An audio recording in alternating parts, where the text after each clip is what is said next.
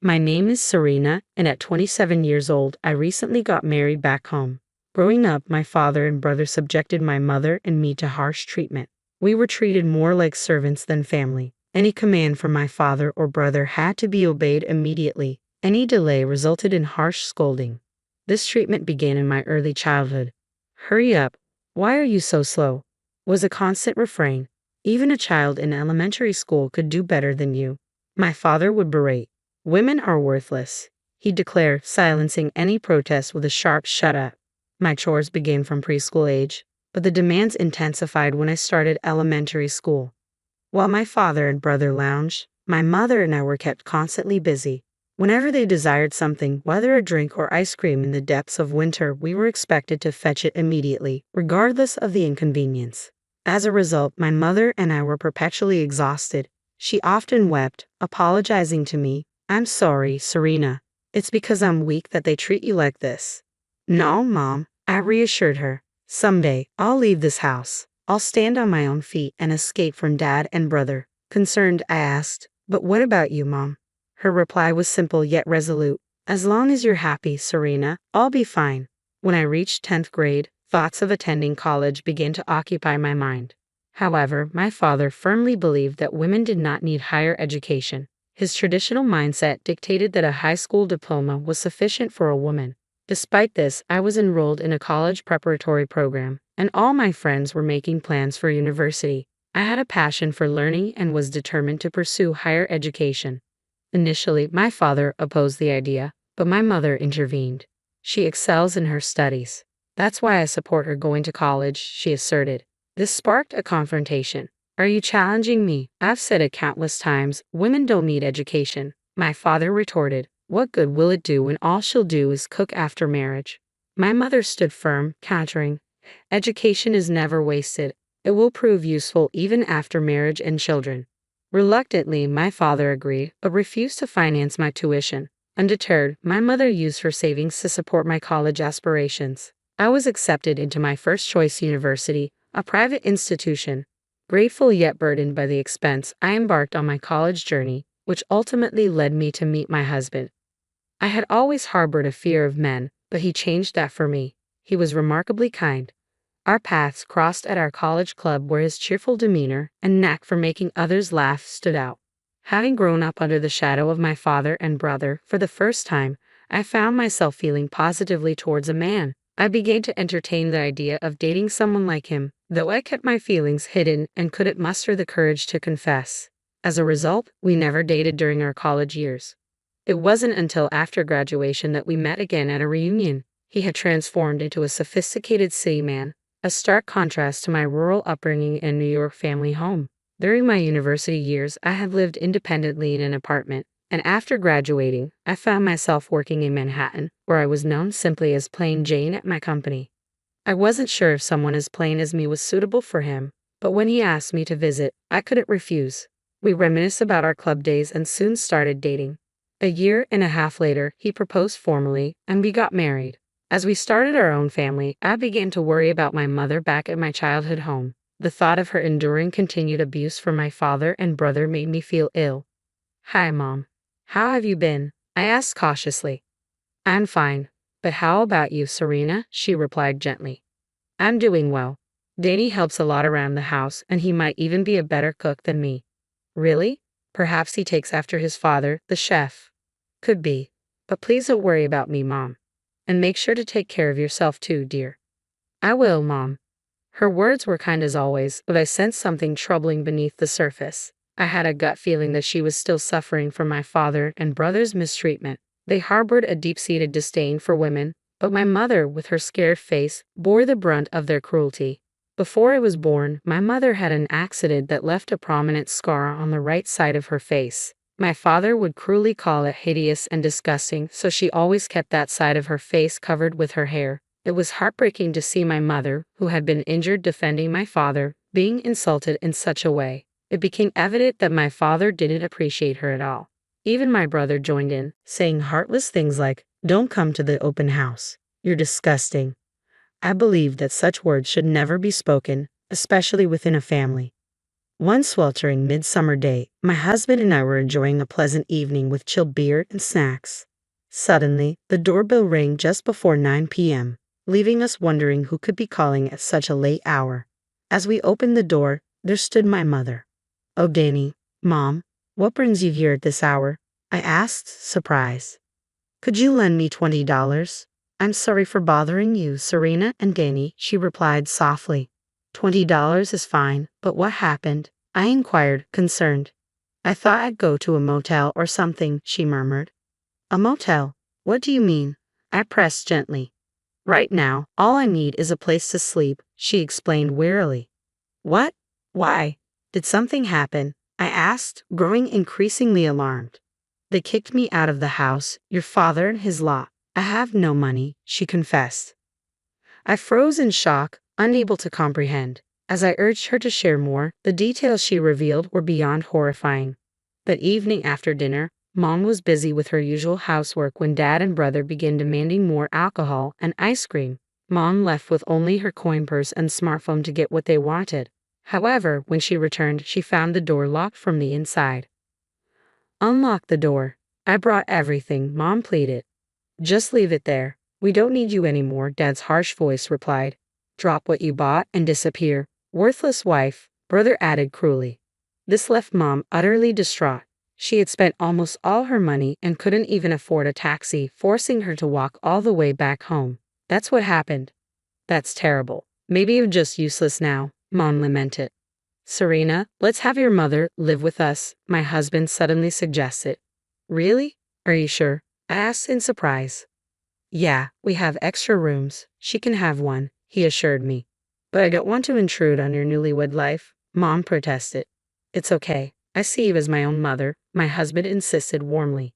"Thank you," Mom exclaimed tearfully. She must have been deeply moved by his kindness, something she likely wasn't used to experiencing. My husband had lost his mother young and was raised by his hard-working chef father. He had earned a college scholarship and understood the pain of others. Having such a husband, I came to realize how fortunate I was. He was the complete opposite of my father and brother. From then on, we began our life together as a trio. Whenever we returned home, Mom always had a hot meal waiting for us. "You don't have to go through all this trouble, Danny, and I can help with the housework," I offered. "It's okay. I want to do this." "Thank you, Mom," my husband insisted warmly. After a comforting home-cooked meal from Mom, I was feeling a bit guilty and relaxed when the doorbell suddenly rang. To my surprise, it was my father and older brother. "You're here after all. How could you send me a text like that? I don't want to be with you anymore."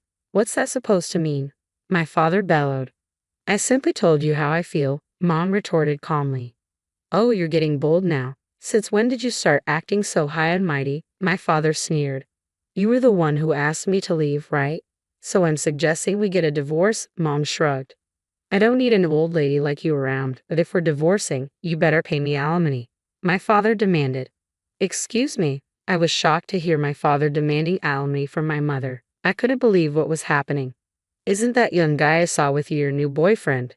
That's cheating, isn't it?" my father accused. "No, it isn't," Mom responded firmly. "Oh, you two seem quite close though. We didn't do anything improper," my mother calmly clarified. I was taken aback. I had no idea my mother had been involved with a younger man.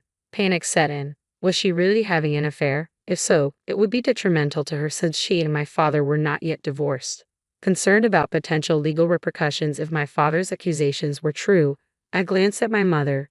To my surprise, she winked at me, silently reassuring me that everything would be all right. "You despicable, disgraced woman. You won't survive alone once we divorce. Go ahead, pay me and live your pitiful life," my father scorned. "I'm fine with divorcing. I have a job," she asserted calmly. "What? A job? But you've always been a housewife." My father was dumbfounded, echoed by my brother's shocked expression. Neither my father nor my brother had any knowledge that my mother had been employed. She had kept it a secret from them, confiding in me discreetly. She had explained that she wanted to avoid them becoming financially dependent on her. "Oh, I understand now. Let's start anew. Come back home," my father pleaded as soon as he learned about the situation with the money. But my mother's response was cold and resolute. "Why would I? I'm not coming back. I'm filing for divorce." "What? Why? I'm offering to reconcile, my father exclaimed. Why do you speak down to me? I'm not the weak person I once was. I don't need a cheating man like you, my mother retorted firmly. The accusation of being the cheating man stunned my father. My brother, sitting nearby, was equally taken aback. Did you say something to my business partner, Emma? My mother questioned. Well, he's seeing a woman younger than Sabrina. It's disturbing, downright disgusting, my brother interjected. No, you've misunderstood. It's not what you think. My father protested vehemently. What's there to misunderstand? Can you deny this after seeing the photo? My mother confronted, displaying the picture she had discovered on her phone. It depicted my father in a close and intimate pose with a young woman named Emma, their faces almost touching. Seeing this, I couldn't help but feel disgusted by my father's actions. It was shocking to realize that this man was my father, behaving in such a despicable manner. How had my mother uncovered their relationship with Emma? It was through one of her business connections. During a face-to-face meeting at a cafe, my mother had noticed a ring on Emma's finger, one that bore a striking resemblance to a ring she had purchased years ago. Impressed, my mother had complimented Emma on her ring. Emma had responded, "Thank you. My boyfriend, an older man, gave it to me. It's second-hand, but I cherish it because of its value." This revelation fueled my mother's suspicion that my father had given Emma the ring. It was a unique diamond and emerald piece, custom-made just for her, making its disappearance from her jewelry box all the more damning. Convinced of my father's infidelity, she made her intentions clear. "I'll be seeking compensation for this affair, and we're getting a divorce," she declared. "What? Who's going to take care of all the housework then?" My father protested. "Really? You and your son can manage, can't you?" I interjected, knowing well their incompetence in domestic tasks. They had always relied on us women to handle everything, so they would undoubtedly struggle if my mother left. It made me question why they had driven her away in the first place. That's when I resolved to intervene. "Why would you chase Mom away if you can't manage without her?" I demanded. "It was just to hurt that woman. I wanted her to suffer. I'm not the villain here," my father defended himself. "You're still saying that. You're the one who cheated.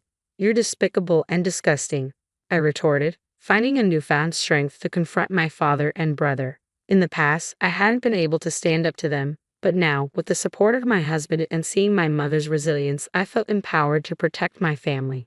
Meanwhile, my brother was in tears, unsure of what to do next. It became apparent that he couldn't even cook a basic meal. His culinary skills were limited to bacon and eggs and salads. I questioned if those even qualified as cooking. If they were so incapable in the kitchen, perhaps living on instant ramen for the rest of their lives would suffice. My mother wasn't a servant or a housekeeper. Why should she return home cheerfully after being betrayed? It was clear my father and brother were not thinking straight. They couldn't even hold a coherent conversation. "Well then, since you've made your decision, we need to prepare. I'll find a good lawyer," my father declared. "Hold on, I don't care anymore. I'm definitely getting a divorce. Whether through mediation or a trial, it doesn't matter. I've endured emotional distress because of you, and I might be entitled to significant compensation," my mother asserted firmly. "No way, I won't allow it," my brother smirked arrogantly. "Even if we divorce, the parent-child relationship won't end," he retorted. "So, I'll still inherit when you're gone." "That's not happening. I'm cutting you out of my will. After the way you've treated me, I won't let someone like you inherit anything. Did you know that by specifying my will, I can prevent you from receiving any of my assets?" My brother's eyes widened in shock. He had never considered that his hurtful behavior could lead to such consequences. His outcry echoed loudly through our apartment complex. A burly man from the neighboring apartment, whom we usually avoided, emerged due to the commotion. He scolded my father and brother, who quickly fled as if fleeing for their lives. After my mother divorced my father, it was a difficult battle, but she secured substantial compensation. She completely cut ties with Emma, my father's mistress. My father appeared devastated, and my brother, realizing he wouldn't inherit anything, fell into a deep gloom. My father's career suffered, and he was gradually demoted to less significant roles before eventually choosing to resign. Meanwhile, my brother, working as a freelancer, struggled to make ends meet on his own. He reached out to me for help, but I ignored his calls and messages, cutting off contact. Following the divorce, my mother moved to a different apartment, feeling it best to create some distance from us. While my husband felt a sense of loneliness, I believed the separation might be beneficial. Even now, the three of us occasionally gather for dinner, which is truly enjoyable. However, soon we will become a family of 4, as I am pregnant. I have no intention of allowing my child to meet their grandfather. I cannot bear the thought of such a despicable man being near my child. From now on, I am determined to become a stronger woman for the sake of my husband, my mother, and my child.